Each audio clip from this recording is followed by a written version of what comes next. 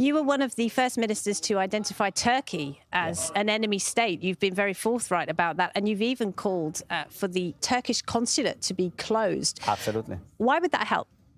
Look, the Middle East is divided into basically two separate Sunni coalitions. One is the radical Islam Sunni coalition, Qatar, Colani, Syria, and Turkey.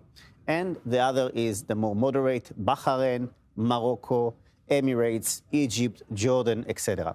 Now, AKP, it's not Turkey, because Turkey is like Iran. Yes, it's not a democracy. The opposition leaders in Turkey are in prison. Journalists, hundreds of journalists are in prison. There is zero democracy. And by the way, Erdoğan is following the step of the Ayatollah. And he will be brought down by the people of Turkey, not by any foreign forces. But this Muslim Brotherhood ideology, Turkey, Hamas, Colani, Qatar, this is the greatest threat, not just for the Middle East, but also for Europe and also for America. But why close the embassy? Why close the consulate? How would that help? I think we have now, we don't have an active embassy at the moment in Ankara. Our people, because of the threats, because of the incitement, look at what happened just today.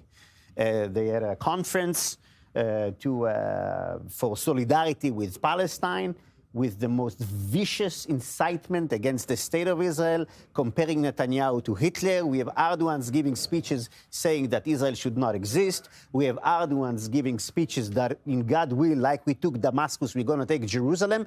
And one of the lessons of October 7th is pay attention to what your enemies are saying. And if your enemies are saying that you don't have a right to exist, they mean it. So cut ties, cut diplomatic ties. I think we should cut ties. Okay. With Turkey. It's an enemy state. And I think also, and this is one of the things that is very, very important, we have some senior advisors here from the friendly administration of the US, and I think they need to rethink how do they address the radical Islamist ideology of Erdogan and Colani.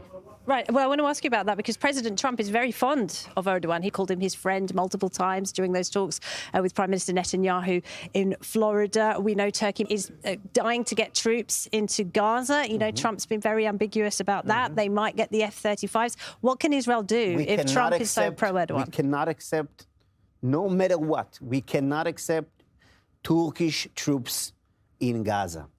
It would be a disaster and a major threat for the state of Israel, because it puts the IDF and the Turkish forces, and there might be a chance that because of some misunderstanding or something small that can light a big war, and we don't want it to happen. We are saying to the Turks in Syria, stay out of Syria, and specifically southern Syria, and in Gaza, don't even think about getting into Gaza.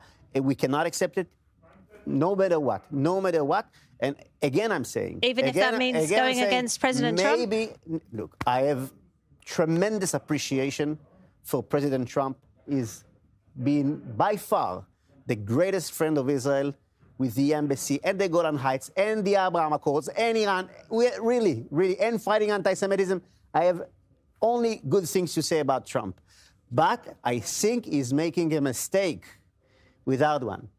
It's a mistake. Erdogan is not a friend of Western civilization. He's playing with America. It's a double game.